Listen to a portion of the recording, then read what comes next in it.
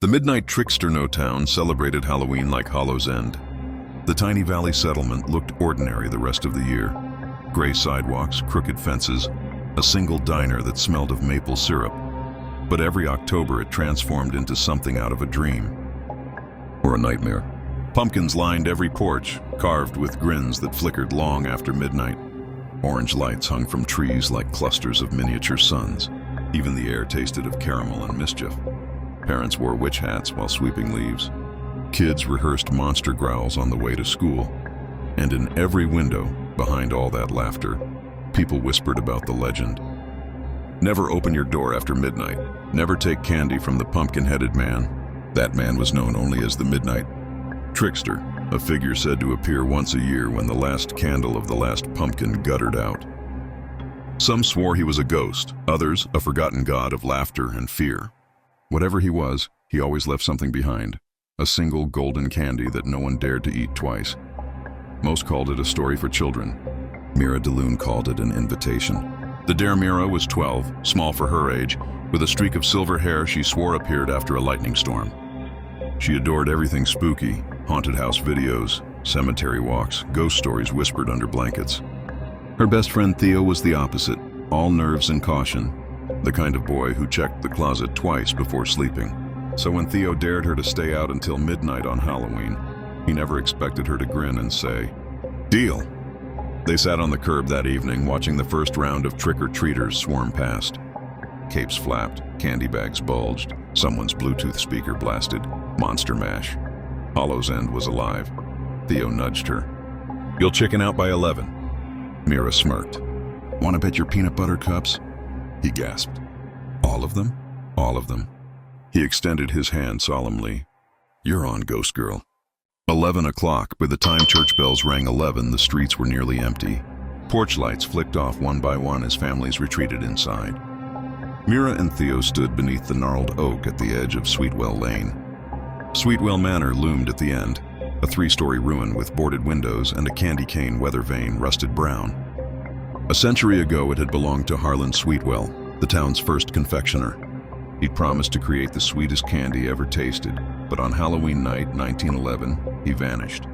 Only the echo of his laughter was said to remain. Theo shivered. "We shouldn't go there." "That's why we should," Mira said. Her flashlight beam cut through the fog. "The trickster likes brave kids, remember? That's what he eats, you mean?" She laughed and skipped ahead. "Come on, scaredy cat. Maybe he'll autograph my candy bag."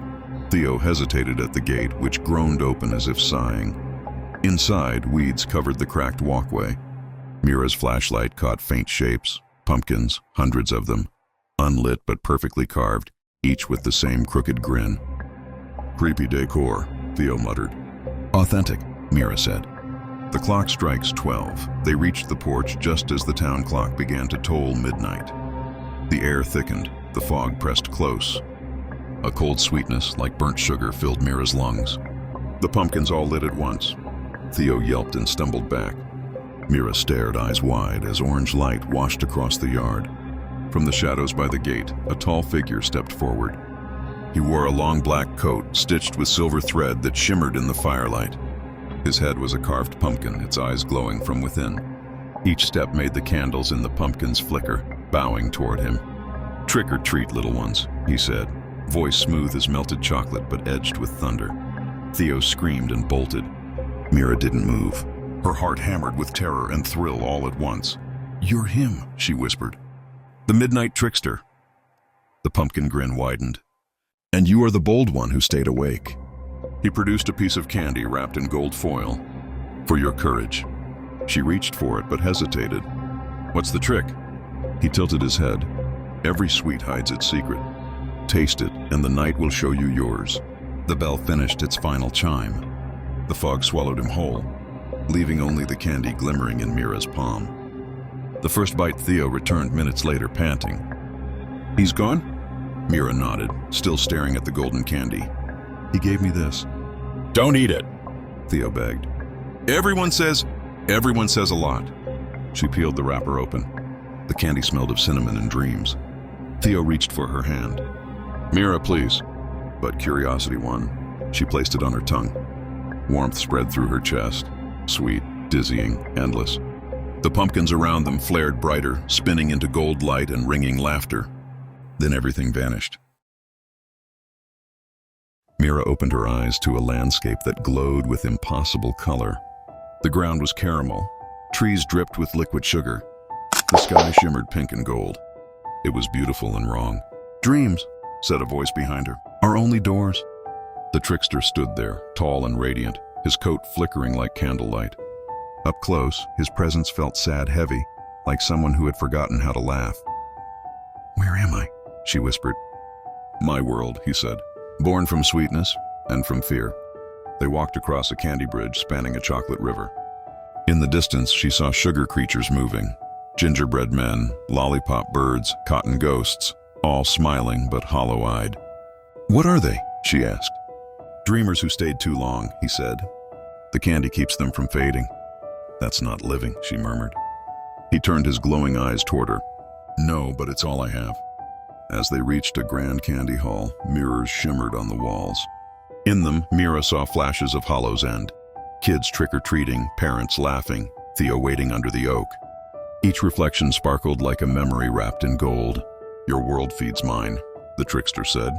"Laughter, fear, I gather it all to keep this place alive." Mira frowned. "You sound lonely." He looked at her for a long time. "I was Harlan Sweetwell once. I wanted to make a candy so sweet it could cure sadness. I used a sugar that grew in the shadows of fear. It made everything beautiful, until it devoured me." Her breath caught. "You cursed yourself." He nodded. "Now I wait each century for a mortal to share my burden, to make the night end." He offered a heart-shaped candy, glowing red. "Eat this and you'll stay here with me. Eternal joy, no pain, no endings." Mira looked around, at the frozen smiles and silent laughter. "Even sweetness can rot," she said softly. "I want to live, even if it hurts." He stared at her, the glow of his eyes flickering. "You are different." Then the sky cracked open. Dark sugar rained from the clouds, the ground splitting into rivers of melting chocolate. "The gate is collapsing," he shouted. "You must find the mirror to your world." She reached for him. "Come with me." "I can't," he said. "This world dies if I leave." "Then we'll save it together."